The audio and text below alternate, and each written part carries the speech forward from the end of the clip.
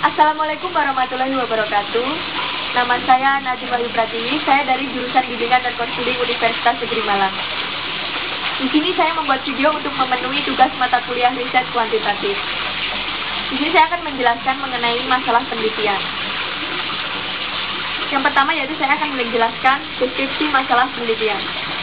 Masalah adalah semua peristiwa yang terjadi dalam kehidupan sehari-hari. Masalah penelitian adalah pembatasan fokus perhatian ruang lingkupnya sampai menimbulkan pertanyaan dari dalam diri seorang peneliti yang mencari permasalahan. Masalah penelitian adalah fokus penelitian, tepat seperti namanya, yaitu suatu masalah yang ingin diteliti oleh peneliti. Masalah penelitian sering dinyatakan sebagai pertanyaan penelitian. Salah satu kunci untuk memilih masalah penelitian adalah mengidentifikasi sesuatu yang menarik. Peneliti bisa mengidentifikasi masalah penelitian yang dengan mengkaji kajian pustaka, menelaah hasil-hasil penelitian, berdiskusi dengan peneliti lain, atau mengkaji pengalaman. Masalah penelitian bisa diangkat dari masalah yang tercatat pada pengalaman terpercaya yang terjadi dalam kehidupan sehari-hari. Jika permasalahan penelitian diangkat dari saran-saran yang ada pada artikel penelitian, peneliti akan lebih baik bila berkonsultasi dengan penulis artikel. Hal ini dimaksudkan untuk mengkonfirmasikan jika penulis telah mengembangkan penelitiannya, atau bisa juga memperoleh saran-saran dari penulis artikel. Yang kedua, saya akan menjelaskan mengenai sumber masalah penelitian. Ada beberapa sumber masalah penelitian. Masalah tersebut bisa diperoleh dari dalam sumber pengalaman, studi kepustakaan, atau hasil-hasil penelitian. Masalah penelitian juga bisa diperoleh dari kajian pustaka atau hasil-hasil penelitian. Bahan-bahan pustaka bisa berupa buku, artikel, majalah, atau bahan-bahan pustaka lainnya. Hasil-hasil penelitian bisa berupa jurnal, laporan penelitian, atau review hasil penelitian. Di samping melalui pengalaman atau sumber pustaka, masalah penelitian juga diperoleh dari sumber-sumber lain, misalnya dari teori yang ada langsung atau peneliti bisa mencari secara langsung. Teori merupakan konsep, konstruk, provinsi, atau yang menerangkan suatu gejala secara sistematis. Secara sederhana, Johnson dan Christensen tahun 2004 mengemukakan 4 sumber masalah penelitian, yaitu 1. Masalah kehidupan sehari-hari. 2. Masalah yang bersumber dari hasil penelitian. 3. Masalah yang bersumber dari masalah yang muncul dewasa ini. 4. Masalah yang bersumber dari teori. Teori bisa menjadi sumber ide yang diangkat menjadi masalah penelitian, baik untuk pengujian teori, pengembangan teori, atau replikasi penelitian. Ada 5 pertimbangan yang perlu diperhatikan dalam menentukan masalah penelitian. Yang pertama, masalah penelitian hendaknya memiliki manfaat atau kontribusi yang besar, baik untuk pengembangan ilmu pengetahuan maupun pemecahan masalah secara praktis. Yang kedua, masalah penelitian hendaknya memiliki nilai originalitas yang tinggi. Yang ketiga, masalah penelitian hendaknya bisa diteliti lebih dari sisi ketersediaan data atau aspek metodologi.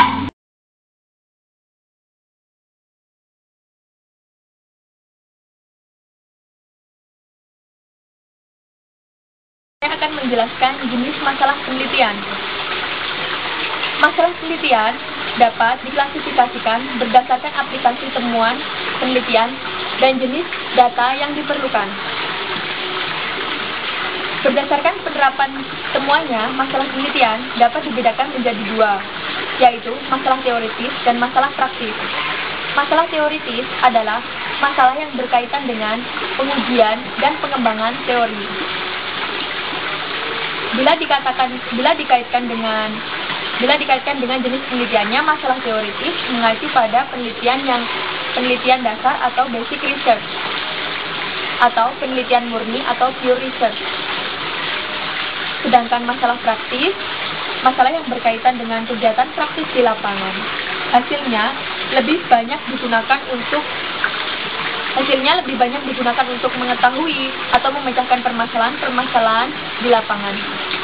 Bila dikaitkan dengan jenis penelitiannya, mengacu pada penelitian terapan atau secara garis besar, masalah teoritis ini dibedakan menjadi 4, yaitu masalah yang berkaitan dengan penelaahan data, sintesis hasil penelitian, pengujian teori, dan pengembangan teori. Jenis masalah pertama yaitu menelaah keadaan data. Biasanya dilakukan dalam penelitian kepustakaan. Titik tekannya pada usaha untuk mengetahui perkembangan terakhir suatu bidang kajian tertentu. Masalah kedua dilakukan sejenis dengan masalah yang pertama, tapi diarahkan untuk mensintesiskan temuan-temuan penelitian dalam rangka untuk menyusun model atau teori. Masalah yang ketiga ditekankan pada pengujian hipotesis, dan masalah yang keempat cenderung ditekan pada pengembangan teori. Masalah praktis dapat dibedakan menjadi 3. Yang pertama adalah masalah sekarang, misalnya tentang keadaan sarana dan prasarana, keadaan sumber daya manusia, dan sejenisnya. Yang kedua, masalah evaluatif, misalnya evaluatif kegiatan, evaluasi program, evaluasi proyek, dan sejenisnya. Dan yang ketiga, masalah pengembangan, misalnya seperti pengembangan model pendidikan, pengembangan model kepemimpinan, dan sejenisnya. Jika masalah sudah dipilih dan pertanyaan penelitian sudah dirumuskan, maka pertanyaan berikutnya adalah bagaimana penelitian.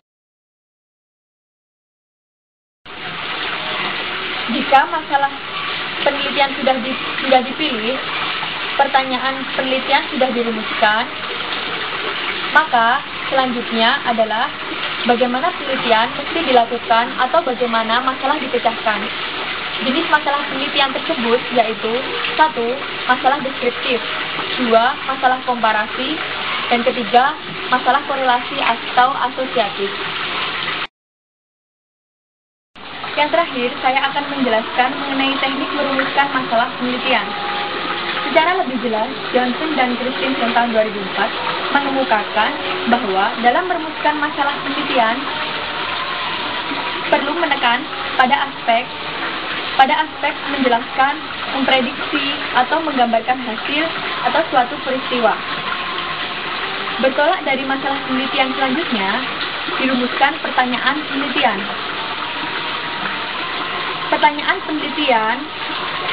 penelitian bisa bersifat deskriptif, prediktif, atau hubungan sebab akibat. Pertanyaan deskriptif menjawab tentang bagaimana, seberapa besar, seberapa sering, dan sejenisnya.